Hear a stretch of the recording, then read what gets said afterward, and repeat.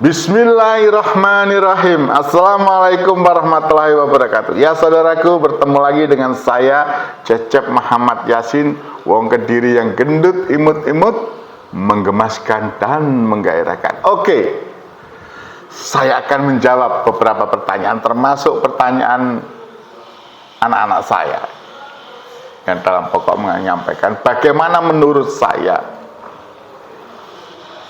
kebijakan Tito yang mengalihkan, Tito Karnavian, saya sebut Tikar, saya singkat Tikar, Tito Karnavian yang mengalihkan 40 milik Aceh ke Sumatera Utara. Dan bagaimana tanggapan saya dengan kebijakan pengambil alian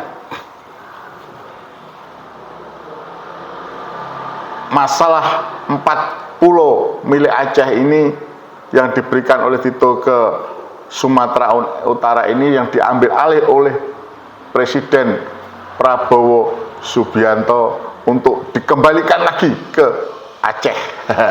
Dan menurut saya, katanya, harusnya bagaimana sikap Tito melihat fakta ini, di mana secara tidak langsung, secara langsung Tito ini dipermalukan oleh Bapak Presiden Prabowo Subianto. Kalau saya sih, ini saudaraku, ini pertanyaannya berat ini. Jadi begini saudaraku, saya rangkum saja ya, kebijakan Tito Karnavian atau Tikar yang menyerahkan 40 milik Aceh ke Sumatera Utara itu rawan desintegrasi bangsa atau rawan perpecahan. Dan sudah saya sampaikan di awal bahwa ini akan membawa dampak ke seluruh Indonesia, mengancam NKRI. Sayangnya mereka-mereka yang dulu yang mengatakan NKRI harga mati diam, yang mengatakan NKRI harga mati diam, ini nyata saudara. Inilah bukti bahwa mereka-mereka yang kemarin mengatakan NKRI harga mati itu hanya sekedar di mulut, hanya sekedar pembual. Mereka teriak selalu NKRI harga mati, tapi begitu ada kebijakan yang membuat NKRI terancam perpecahan, terancam disintegrasi, mereka diam saja. Ini menunjukkan bahwa selama ini mereka-mereka yang berteriak NKRI harga mati itu hanyalah orang-orang sosok-sosok yang ya sesungguhnya mereka itu hanya kalau bergerombol mereka seolah-olah mengatakan begitu, tapi kalau sendirian nggak berani. Kalau melihat fakta mereka tidak berani. Ujung-ujungnya mereka hanya ingin show of force saja, saudara. Tapi mereka-mereka yang mengkritik kebijaksanaan bijakan Menteri Dalam Negeri, dalam hal ini Tito Karnavian atau Tikar ini, yang mengalihkan 40 Aceh ke Sumatera Utara, itulah sesungguhnya adalah mereka-mereka yang patriot. Mereka-mereka yang menurut saya berjiwa, bahwa mereka-mereka benar-benar kalau melihat ada fakta perpecahan bangsa, mereka akan melawan. Dan ini saya rasa dirasakan oleh Tito Karnavian dan Bobi Nasution. Dan saya termasuk orang yang terus terang, kalau seandainya ada disintegrasi bangsa dan ini merupakan bagian daripada yang membuat pecah belah negara kesatuan Republik Indonesia, tentulah saya ikut terdepan untuk melawan kebijakan yang salah ini. Saya sudah siap dengan beberapa orang. Jangan dikira orang-orang yang katanya radikal-radikal itu semuanya sesungguhnya sudah berkumpul. Mereka akan membela Aceh. Mereka akan meneriakkan bukan seolah untuk supaya Tito Karnavian dipecat dari jabatan menteri, termasuk saya. Karena itu kebijakannya ngawur, saudara. Dan sekali lagi itu membuat perpecahan. Ini jawaban saya untuk masalah apa kebijakan menurut saya tentang kebijakan Tito Karnavian. Karena saya ini aktivis, jadi saya turun-turun, duduk-duduk saja dengan teman-teman aktif, semua mengatakan sama, tidak ada yang suka dan tidak ada yang setuju dengan kebijakan kebijakan Tito, dan mereka berharap dengan peristiwa ini Bapak Prabowo Subianto memberhentikan Tito Karnavian, dari jabatan Menteri Dalam Negeri. Dan kita meyakini sama. Ada dulu yang mengatakan, yaitu Saudara Rismond Sianipar mengatakan bahwa Tito ini adalah pengkhianat, dan ini bukti nyata asli, tidak terbantahkan menurut saya bahwa Tito Karnavian ini adalah pengkhianat, pemecah belah persatuan bangsa. Apa yang dikatakan oleh saudara kita, saudaraku Rismond Sianipar ini benar, bahwa Tito Karnavian ini adalah sosok yang berbahaya bagi bangsa Indonesia. Nah, berhubungan dengan apa yang dilakukan oleh Bapak Prabowo Subianto, presiden kita, mengambil alih putusan Tito, adalah suatu hal yang sangat bagus. Inilah menunjukkan betapa Pak Prabowo Subianto itu melihat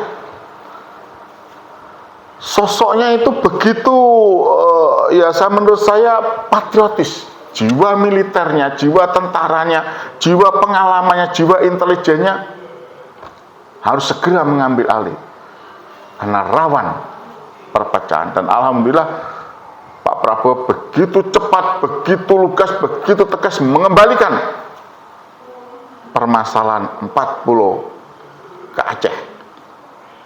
4 pulau yang diberikan ke Sumatera Utara itu ke Aceh.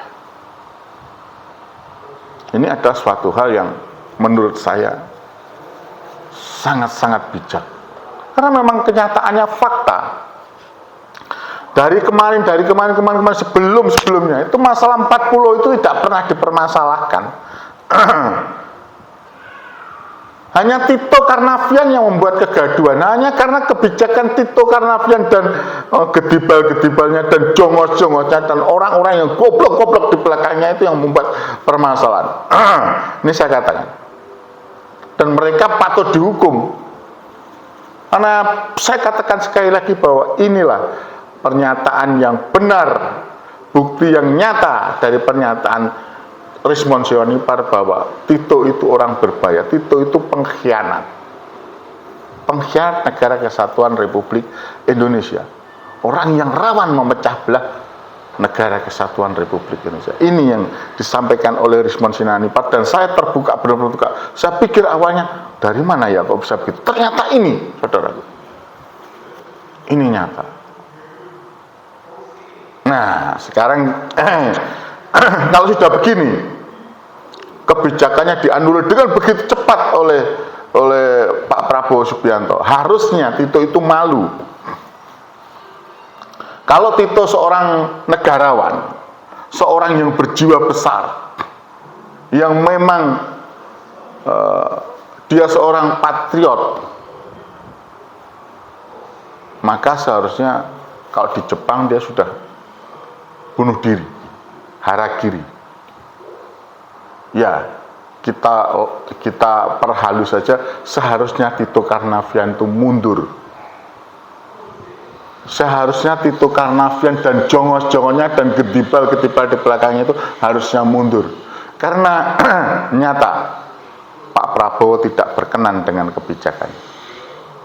Kalau sudah orang tidak diperkenankan oleh seseorang, seperti saya seorang pengacara, kalau sudah tidak dipercaya oleh klien saya, maka saya akan mundur.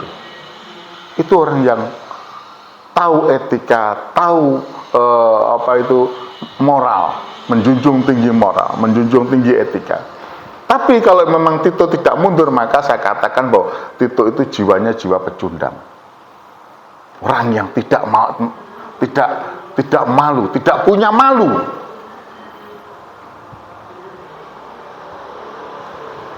Membuat kegaduhan sedemikian rupa, mengancam stabilitas bangsa, disintegrasi bangsa, tapi dia tidak mundur. Dan nyata kebijakannya tidak disukai oleh Presiden Republik Indonesia. Sebagai pembantu presiden harusnya dia mundur.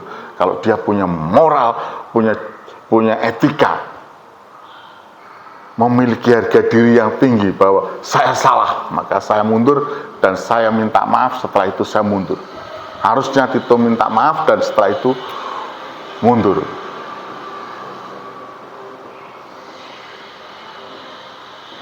Itu yang bisa saya sampaikan, saudaraku. Kembali lagi, kalau sampai Tito tidak minta maaf dan tidak mundur, maka ketahuilah sesungguhnya menurut saya secara pribadi Tito adalah sosok yang tidak punya malu, tidak punya etika, dan mohon maaf, moralnya rendah. Itu saja yang saya sampaikan. Fisabilillah wastabiqul khairat. Wassalamualaikum warahmatullahi wabarakatuh. Tetap bersama Cecep Muhammad Yasin, wong Kediri yang gendut, imut-imut, menggemaskan dan menggairahkan, peduli Palestina. Terus bersuara untuk kebaikan negeri ini.